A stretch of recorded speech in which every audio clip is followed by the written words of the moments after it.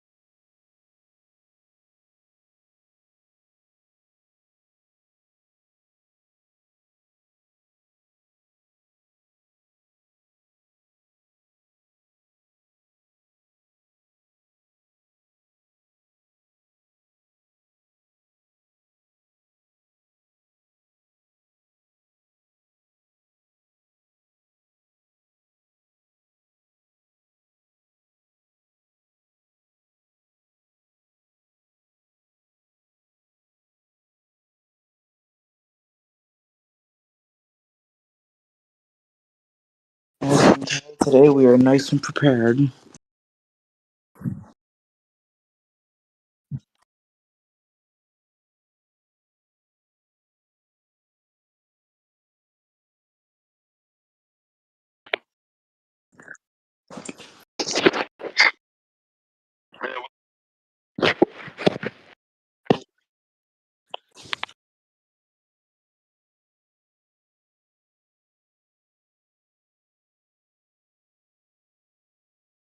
This is a pretty this is a pretty big storm that if you are in this area if you are in this area, first off you probably should have just left. And if you're still there, then you should really be in a safe space right now. Safe spot.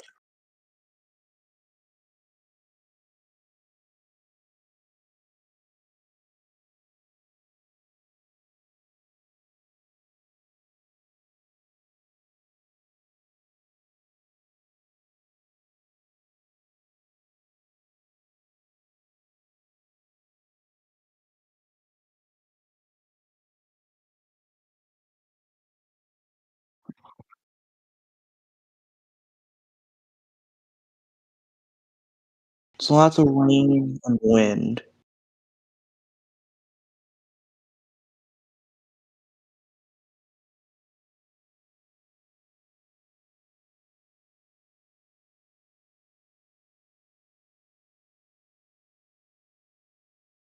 That was fast.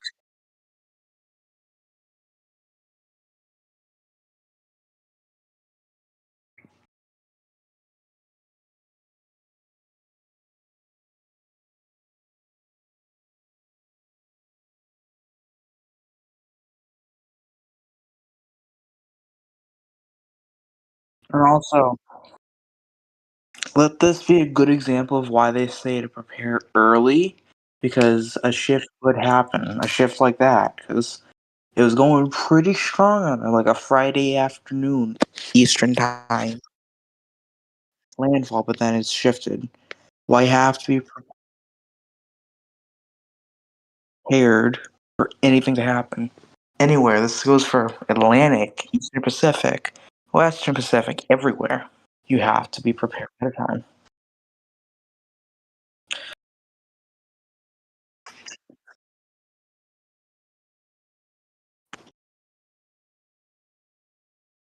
The center, like first track, do not focus on the center, please. That's like the worst thing you could possibly do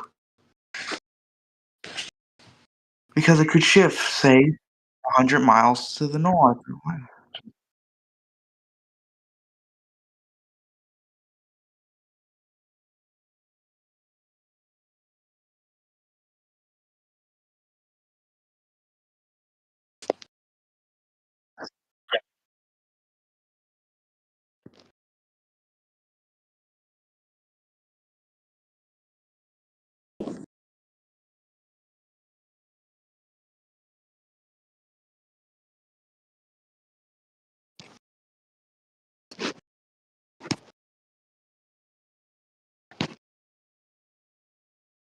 The, the only good thing out of this storm is that it's not hitting a heavily populated area.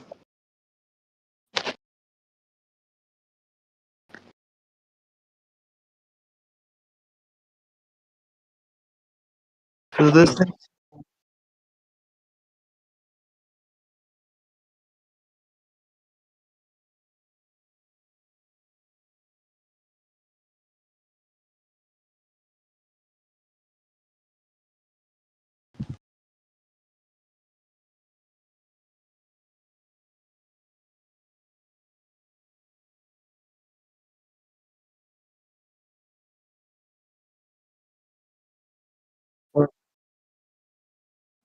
so at this point, this thing could make landfall within like the next half hour.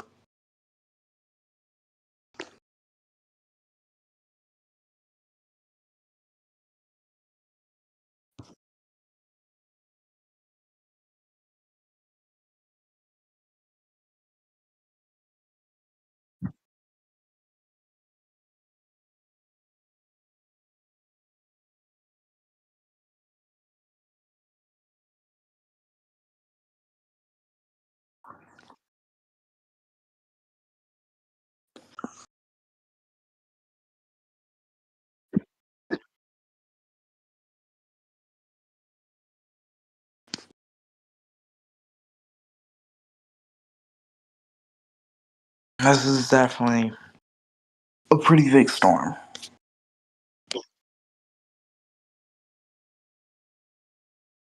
And this brings me to my next point. Say, like the first track, it only showed like a category 2 storm. This is why you don't go based off of like. This is why you don't plan according to just the first forecast. I mean, obviously you'd want to like make something like think like, hey, should I like think about evacuating something like that? But you don't say like, oh my god, this is gonna hit me. It's only a category 2. We should be fine. Sometimes yes, that could be true, but most of the time, I'd say 75% of the time, it's gonna go up. Sometimes they can go down, yes. 10% of things.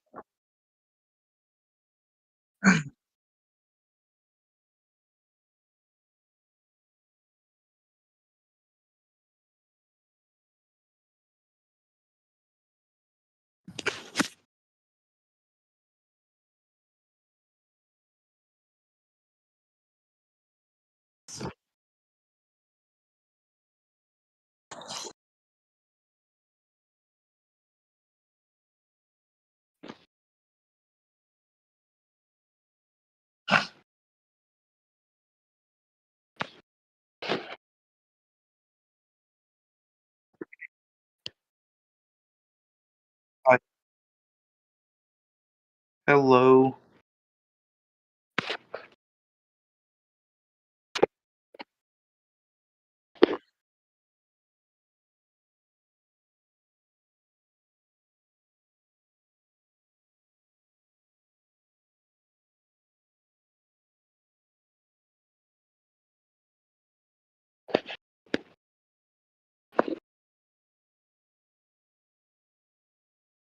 Looks like it's starting to fall apart.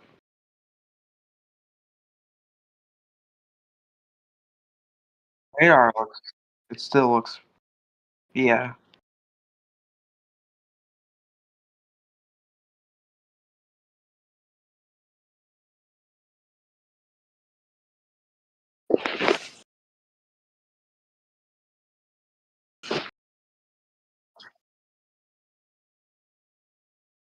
Yeah. Looks like a smaller area is starting to thin out a little bit right offshore.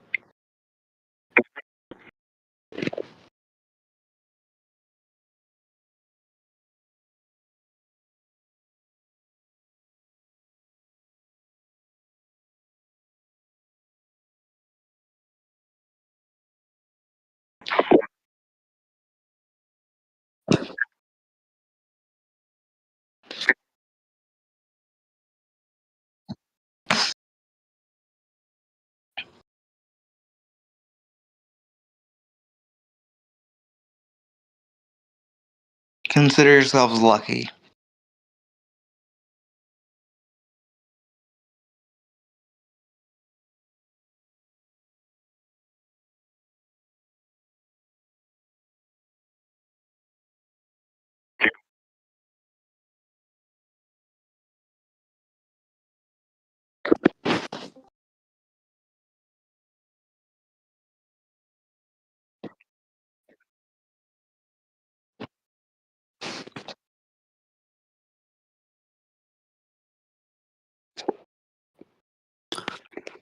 Well, I,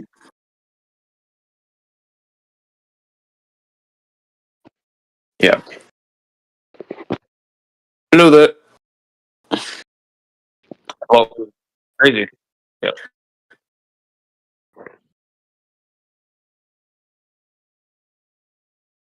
I think we're somewhere between 105 and 115 knots. If I had to take a guess, it'll be the intensity of it. Um, Very robust system. This system has been the definition of screw you wind shear its entire life. Um, so to kind of give, I guess, an idea of the conditions for the system, it's had about 20 to 30 knots of wind shear its entire life, but how strong its outflow has been has completely counteracted that. Plus the fact that it's over, you know, the most extreme SSTs on the planet probably also helps. But yeah. This is a good example of um like right now it just seems like it's kind of maybe deepening a little bit, but not much. Just a jet interaction.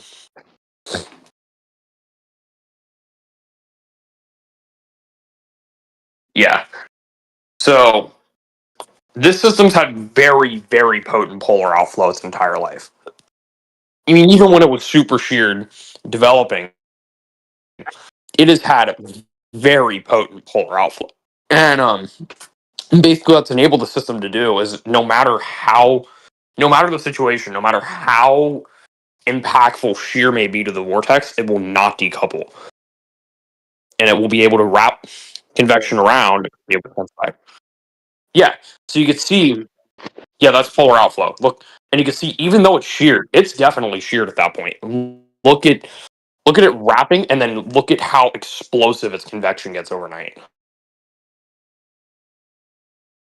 as it goes into extreme rapid intensification. Yeah, you can see there. Look at that.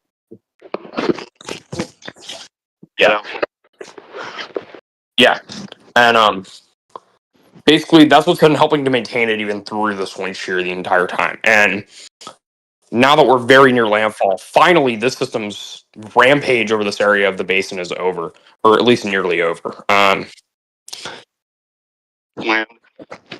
Yeah, it probably this is just what jet interactions do. Jet interactions have much more of a tug than models expect them to.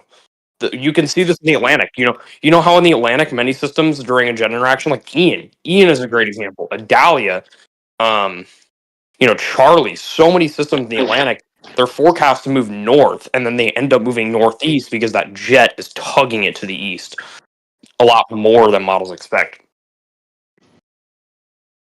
So, so here, this isn't too surprising. What I'm more surprised by, if anything, is the fact that this even happened at all. Because to get a system this strong to sustain this close to the Australian coastline for days is it's very rare. It's very rare to get a system to do this. As we've seen in the past, so many systems have tried and failed. And yeah, this is one of the cases where it just works. And yeah. The thermodynamics in place 31 Celsius SST and 200 TCHP units. 200. Yeah. Basically, this system didn't move even more than 20 miles for 2 days, and it still had enough energy to sustain itself and remain a category 4 for most of that time. which is nothing short of just incredible. So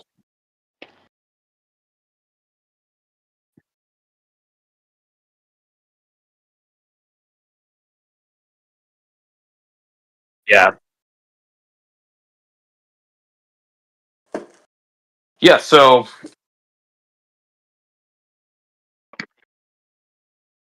yeah, these Australian cyclones, it's actually pretty rare for them to hit a very well populated area. Um,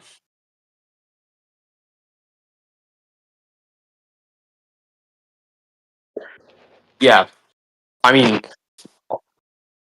an Australian region as well, forecasting track is almost impossible. This area of the world is, I would argue, this might have the highest track error out of anywhere in the entire world in terms of just trying to forecast systems. Like, I guess another really bad area is northeast of the Philippines, like kind of northeast of Luzon, southeast of Taiwan. When systems get there, they often hit a fork in the road, and there's pretty big uncertainty as to where they go.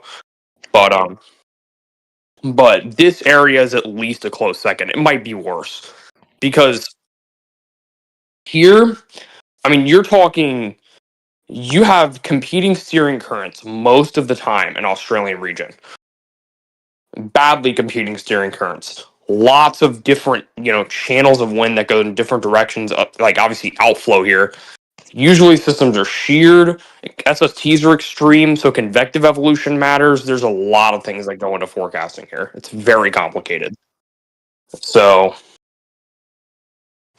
yeah, and it's a lot of times it's not even forecasting. Sometimes it's literally just flipping a coin and seeing what happens. So, yeah, like there were runs.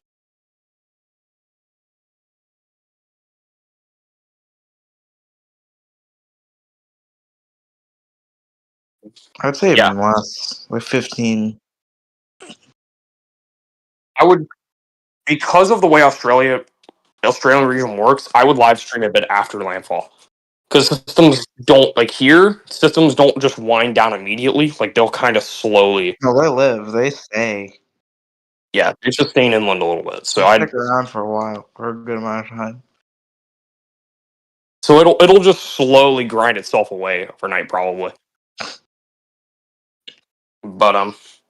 But yeah, been a truly this has been an insane Australian region system for an equally insane season in the Indian Ocean. Obviously, we just had Vince a few days ago. Vince having one of the most photogenic peaks I've ever seen. Um, with before that, Cheeto potentially being much stronger than satellite would suggest, and um, had multiple peaks, very impactful storm, and then obviously you had Dick Letty or however you said that, yeah, and Sean. Oh, and Becky too, Becky. So multiple majors already. Multiple solid majors over this area of the world, and I would if I had to take a guess, we'll probably get a week or two of break, and then I think as we get into late February, early March, we should see another spurt of activity, probably with one or two more majors, because this season seems to just have just seems to only want to produce majors. It's ridiculous. So I'm assuming we'll see at least another one or two of those, and then maybe even another one in April, and then the season goes. We're probably going to end up north of 150 ace for Southern Indian Ocean this year. Maybe even north of 170. So, yeah. By the way, Chase, yes, you should animate this.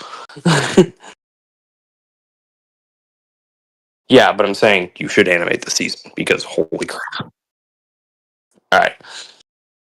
But yeah. Um, if it keeps on going on this track, you're not going to have a choice. So, yeah. I mean, this is definitely the best season I've tracked in this area. I tracked some of 2018-19, which was really good as well. That year had Salida, it had Kananga, trying to think of some other storm. Okay, Kananga was a large eye Cat 4 that happened east of like Mauritius Reunion. Zelia was a southward moving Cat 5. I don't know anything about Austin that season. I know the year before had Marcus, which was really good. You've probably heard of Marcus. It was basically Sean, but like plus plus plus. Like, yeah, it was like a much better version of Sean. And then yeah, and then I'm trying to think of other. Oh, Kenneth. Kenneth happened that year in the Mozambique. A die. Ilsa, yeah.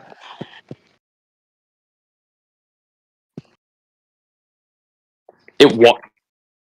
It Yeah, I was. remember that. Elsa Yeah. was. So yeah. Um, I mean, this is. I I mean, think of it's pretty similar. there's some. I think the main thing about Ilsa is that Ilsa had much more streamlined steering currents. There wasn't really this kind of uncertainty as to where it would go. But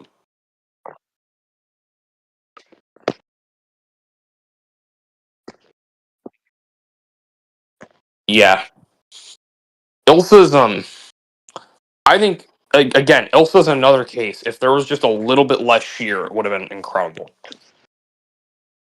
It's just this area, kind of like Bay of Bengal, is usually pretty sheared, so it's hard to take full advantage of it. But just like the Eastern Pacific, you know how the Eastern Pacific obviously took advantage of its thermodynamics one with 2015's Patricia.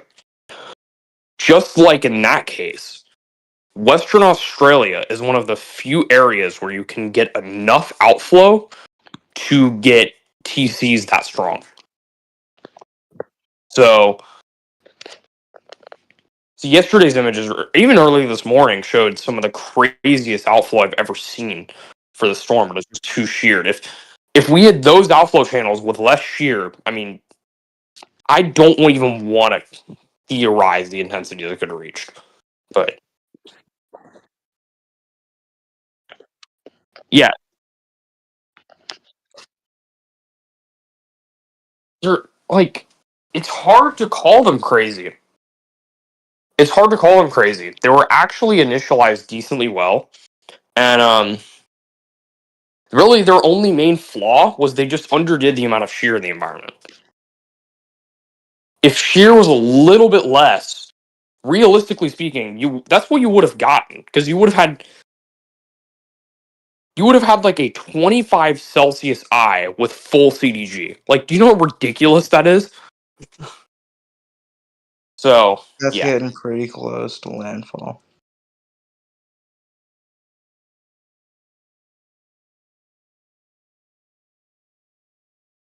I just So got a by new one now that's it should. 9 minutes out of date.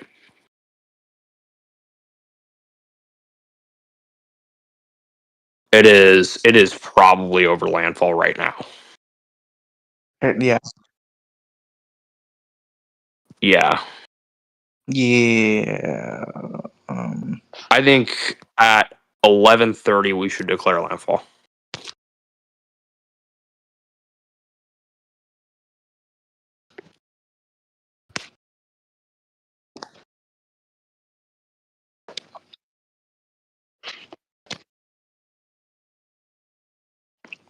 Um, I think this system right now probably I would go. Hold on, it's kind of hard to tell. Actually, I would say a weak Category 4, I don't know. strong Cat 3.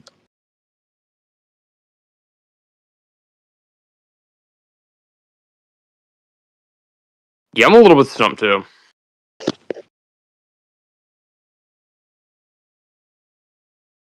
I'd go 110 knots. Well, let me see. Let me see imagery of it. I don't know. You know, if I go 110, I might go 100. I'd say 105 might be better. Yeah.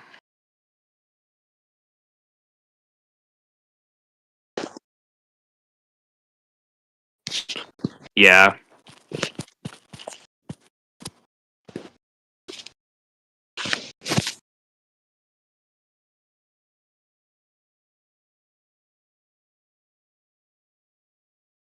Yeah. Definitely 11:30 call landfall. Oh yeah.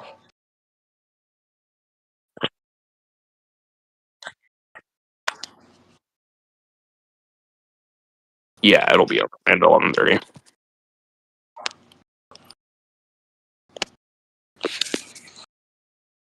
But yeah, um,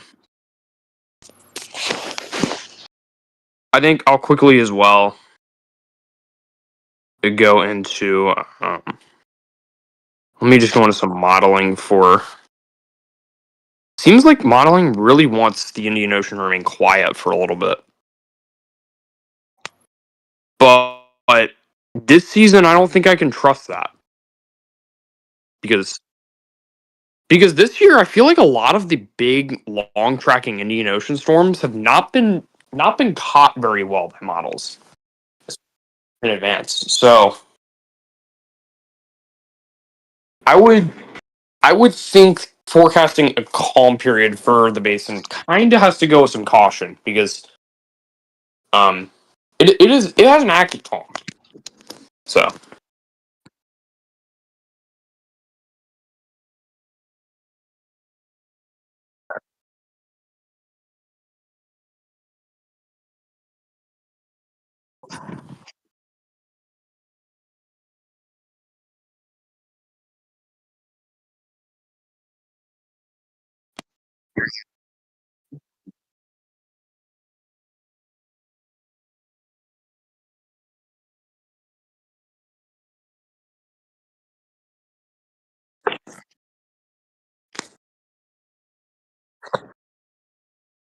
mm,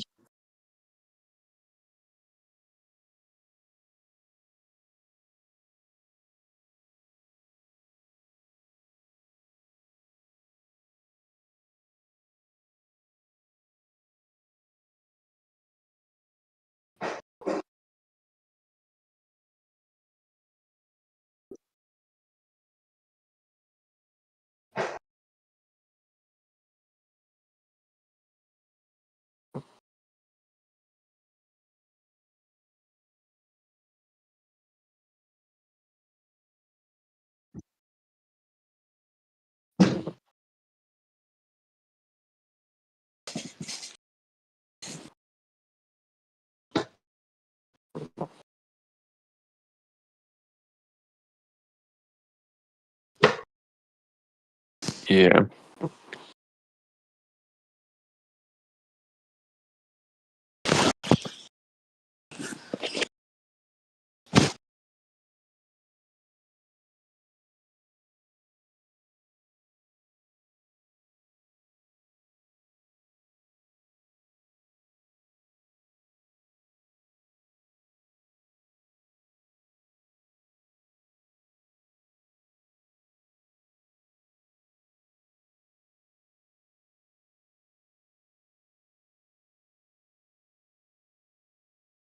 Yeah, but the Jets just pulled it in.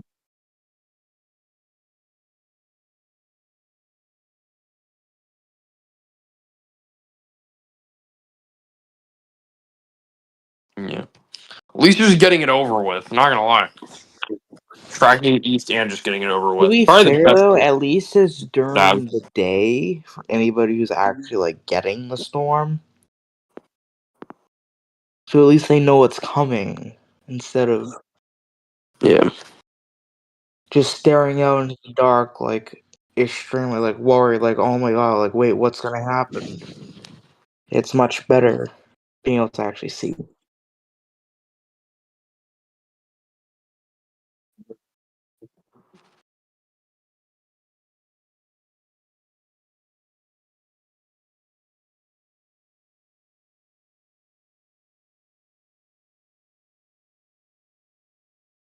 Yeah, definitely. Well,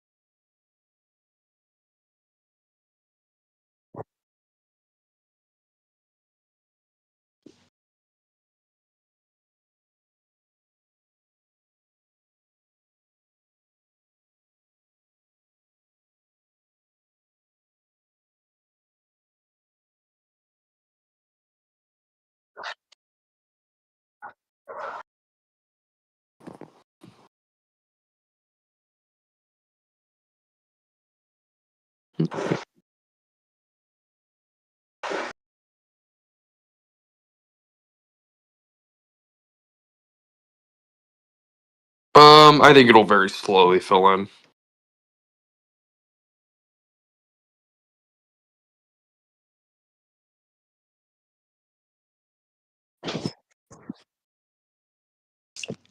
Yeah.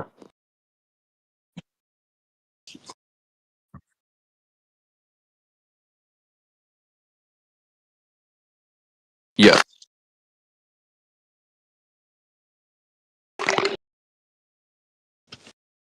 Yeah, shear has been a problem for the Storm's entire life.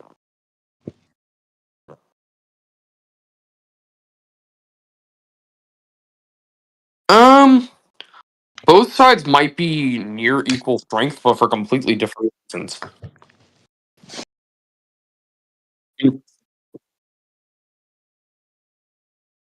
Yeah. So, usually yes. That's one of the things that kind of doesn't favor strongest wins in jet interactions. Is it's really rare to have a jet interaction storm where both sides of the eye wall are equally as strong. So in your cases with like storms under a ridge, they're dealing with let's just say they're dealing with weak or very little, maybe little to moderate westerly shear. So you can think of that shear direction, westerly shear. You're moving west, right? So you're moving against the shear. The northern eye wall is going to build up. So think of barrel. Barrel's a really good example. The northern eye wall built up, and the storm's moving west. So there, that side is the most favored for being strongest by both metrics. The problem with the jet interaction is that because shear is usually southerly and the storm is moving north, you erode the east side of the eye wall, which is the side with winds moving with the storm motion.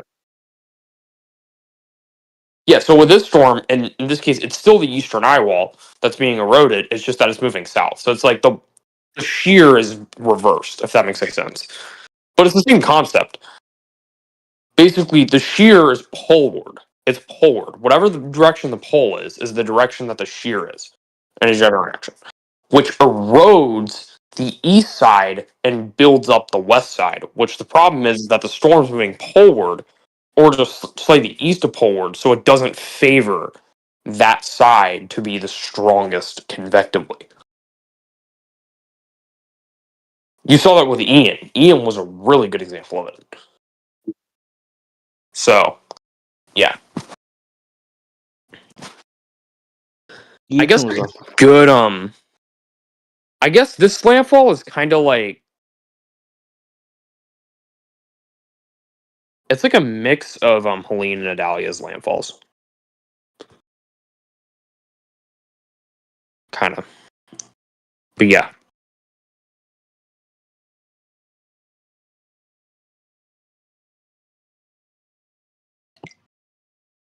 We're saying landfall at 120 knots. I don't know if it's that strong.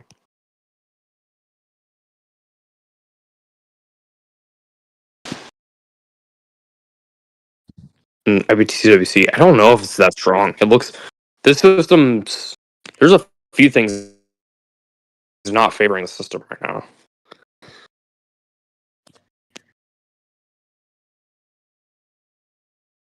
I'll be able to give you a landfall frame too, I just realized.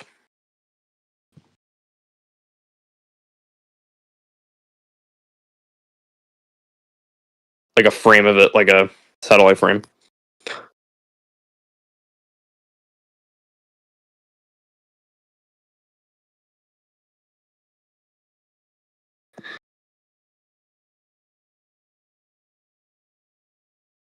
Alright, here. So I can send this into the chat. There we go.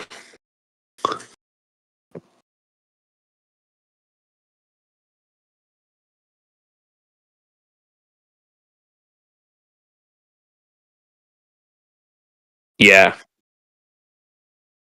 The eye itself. That isn't the entire eye, by the way. Worth noting, that is not the entire eye. Like, if you look at radar, wait, I guess it kind of, maybe.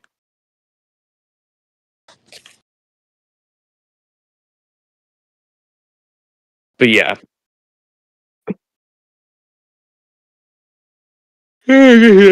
Nice.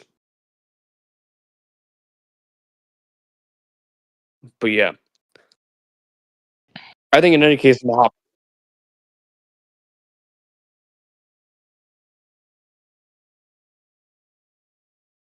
that's just due to shear. You cannot. So this is what I guess a good way to call this pinhole is a naturally unstable pinhole. So I'll explain one last thing before I hop off here. Basically, naturally unstable pinholes are these pinholes that, um, no matter what, they just don't stabilize. There's shear. There may be shear in the environment. There may be, you know, in this case, SSTs are too high. The structure's really, already trying to EWRC. It's already trying to, eat away that inner eye wall. Maybe dry air intrusions. Whatever it may be. But basically, the problem with a storm is especially early. You saw this with its structure just not wanting to stabilize.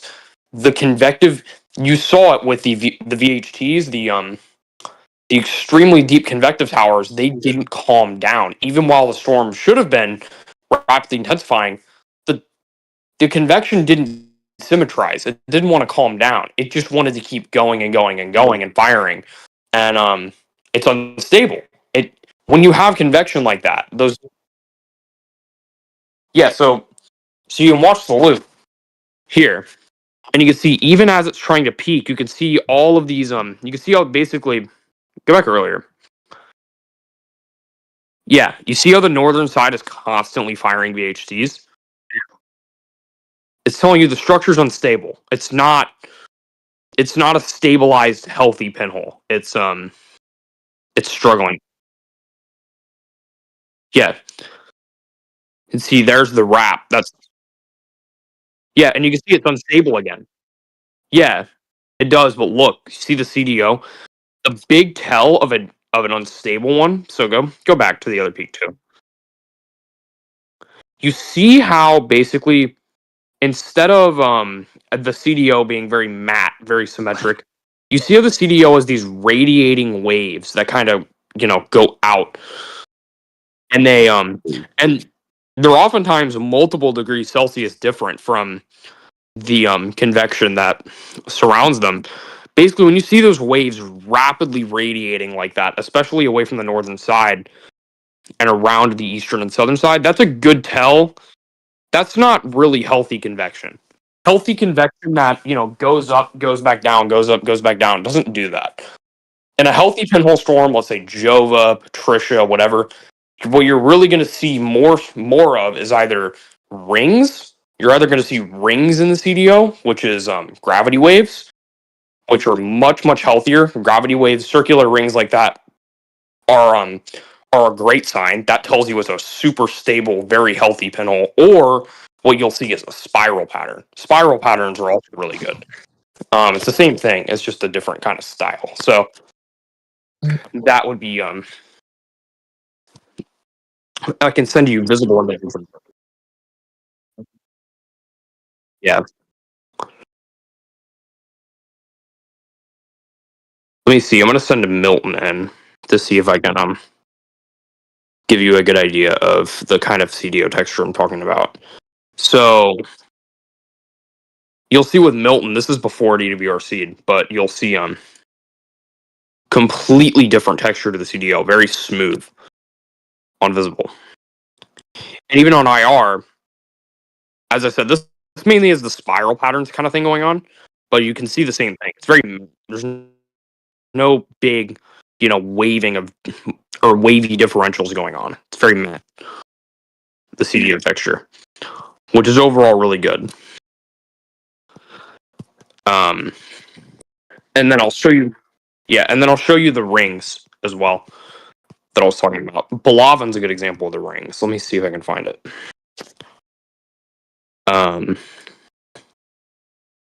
So I'll send on IR and on Viz because yeah. So this is the rings I was talking about here.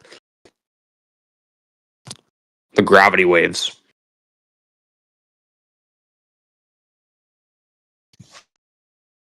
Yeah, Balavin. You could see them. You can see the ripples in the CDO as well. I mean, you could even illustrate. You can literally just illustrate the circles, and you can see them.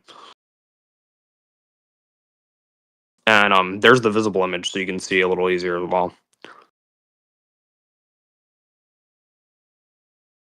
You can see the sort of ring texture to the CDO.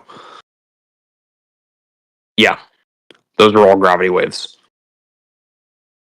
So those are all healthy. It's just when you see these much more sort of yeah, it's more amorphous. You can pretty clearly tell. Like I know to a lot of people observing, it's like what they all kind of look the same. It's just like when you've been observing them, you see them. Yeah.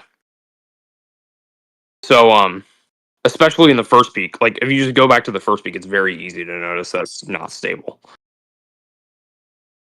You can see the constantly. Yeah, you can see even earlier. You can see how constantly the northern eyewalls cloud tops, or not the northern eyewall, the northern CDO's cloud tops are just constantly kind of waving. They're constantly there's like waves of higher, lower, higher, lower, higher, lower, higher, lower, and it's not really constant or healthy. So yeah, naturally unstable, sheared and unstable. Another few examples you can look at is Rye 2021, ETA 2020, Ampon 2020. Um, there's a lot of these, basically. Let me see if I can send in Rye. Rye is a really good one.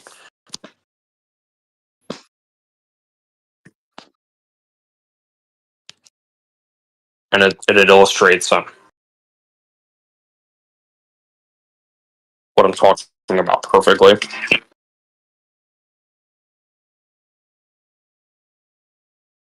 Usually eat it your yeah.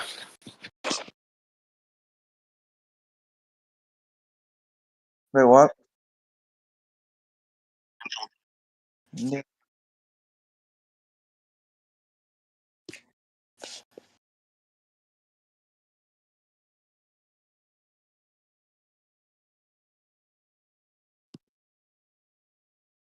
Yeah, here's a really good example of how bad it can get. Rye is worse than this one was, for sure. With being naturally unstable. This you can tell this is not a healthy system.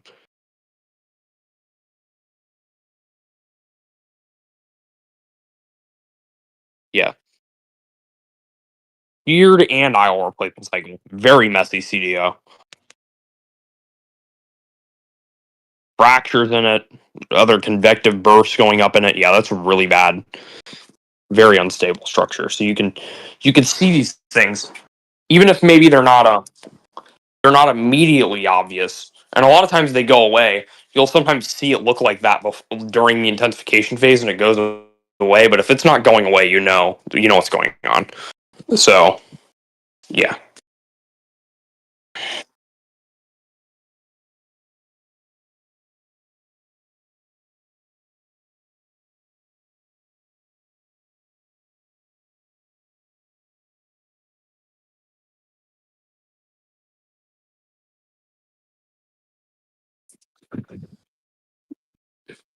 It's like yeah.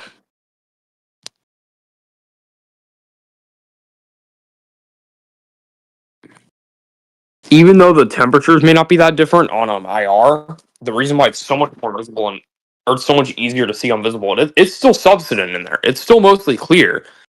So Cirrus isn't able to fully hide if there's ocean below or not.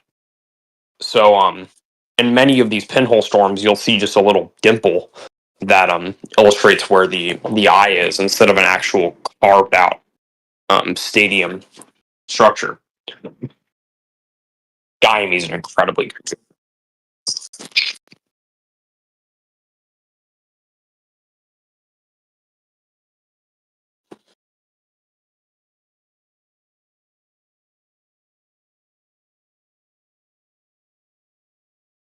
Ugh.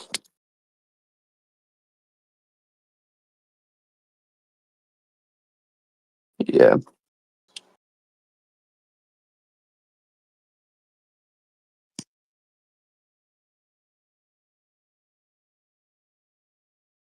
Yeah.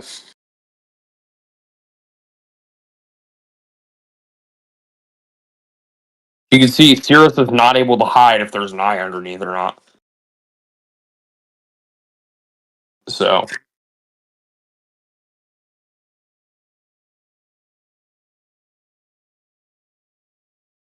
nice.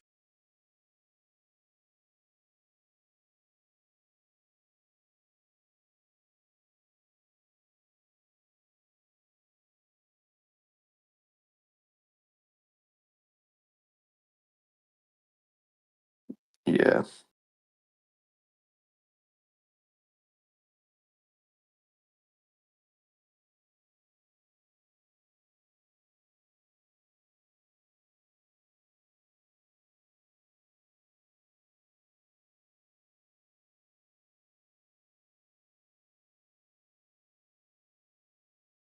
Yeah.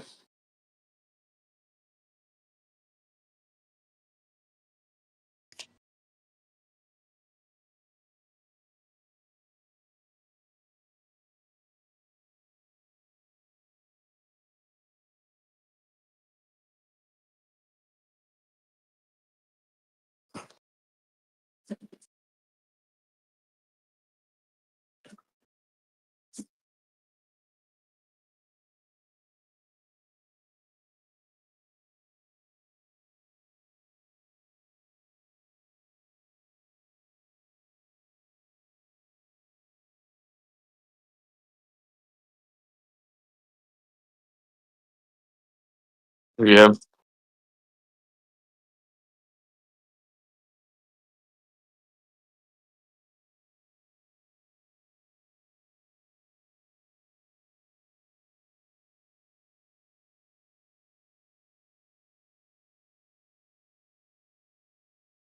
Yeah. Incredible quality. So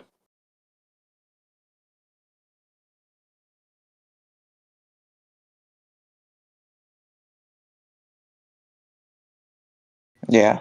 yeah.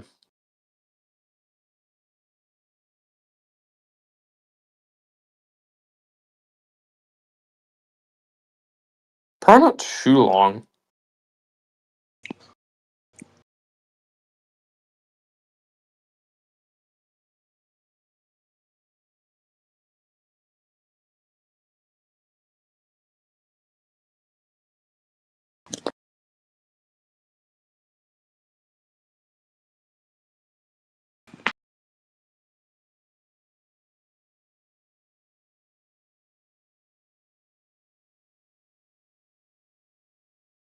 Yeah. I think I'm gonna hop off here now, by the way. All right. You're welcome. All right. We'll see you, I'll man. still stick around for a little bit. I'll stick around for the rest then. Yep.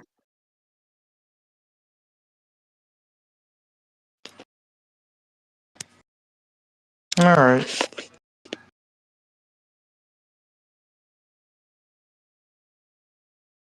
Yeah, it's starting to die out.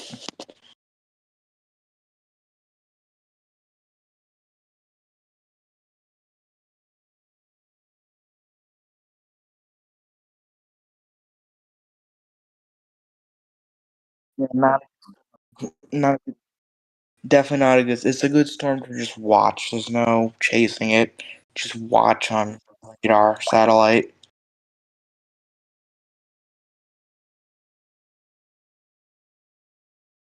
I mean, unless you want to like really risk your life, then which no, I wouldn't. No thanks.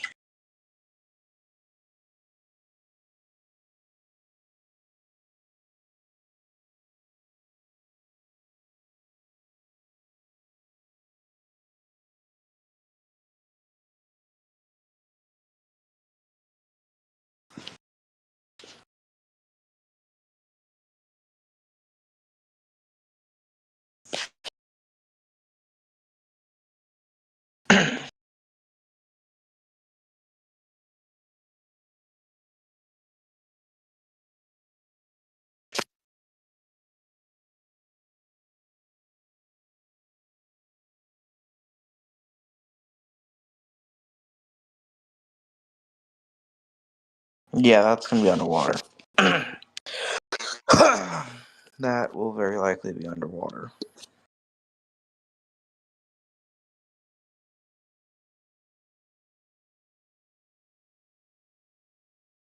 Left. Yeah.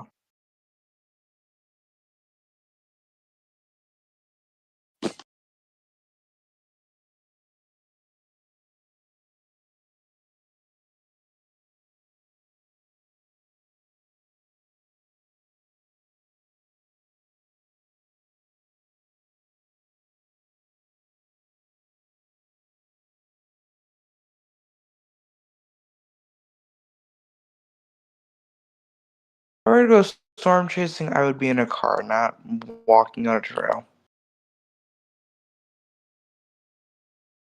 You would have to be. You would have to be insane.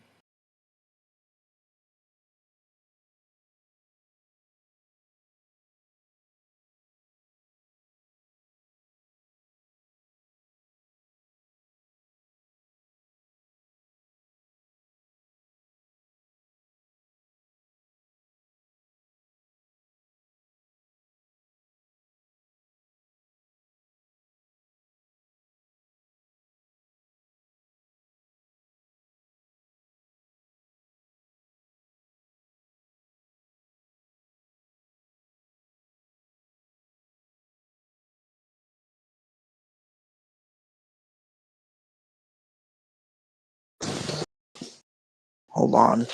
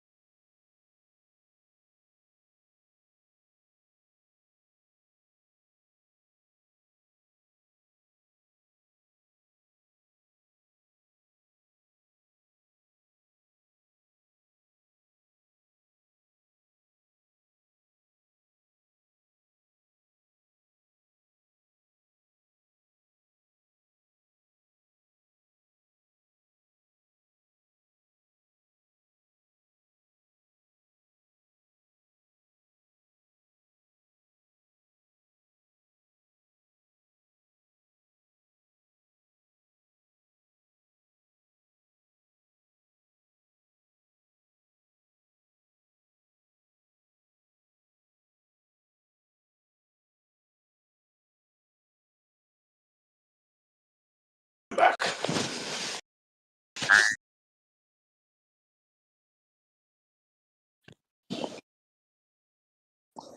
I wouldn't be too surprised if the northeastern side's gonna be gone, because that looks like it's gonna be gone. It it's not doing too well. Oh, shockingly not.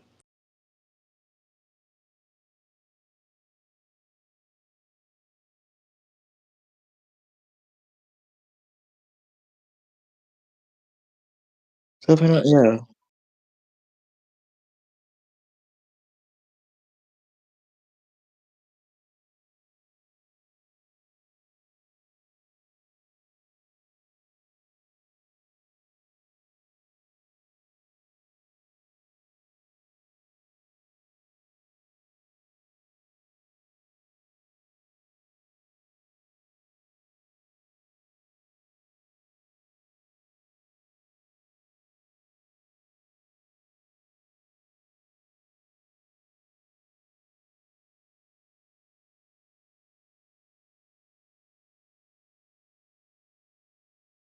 It's dying. It had a pretty decent. It's gone. It had a pretty decent life. It did last for quite a while. So Talilah's gonna be dead. Mm,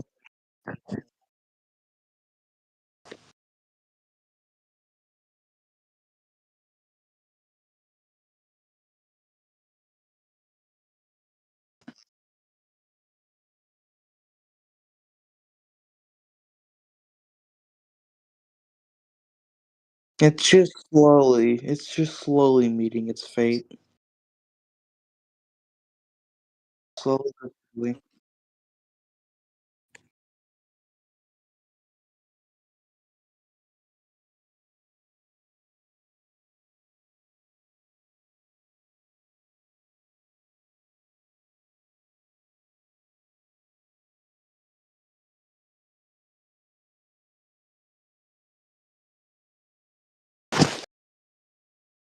What is going on with my truck?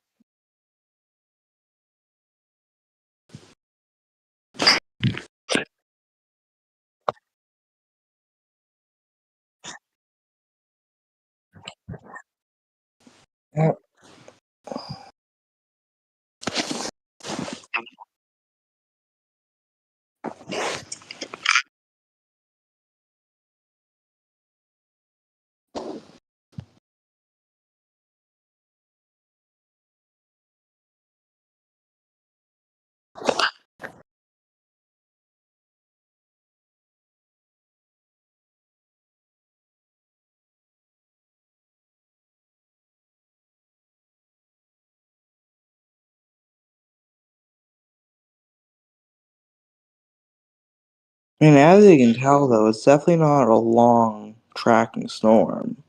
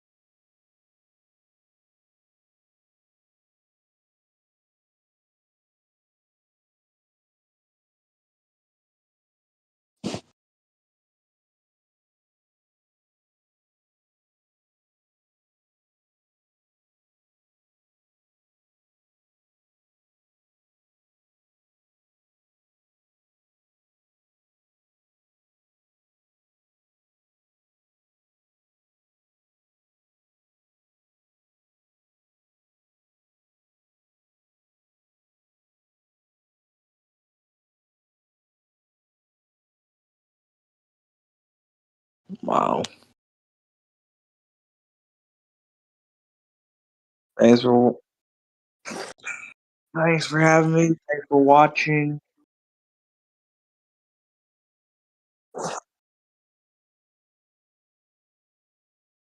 Hopefully not anytime soon.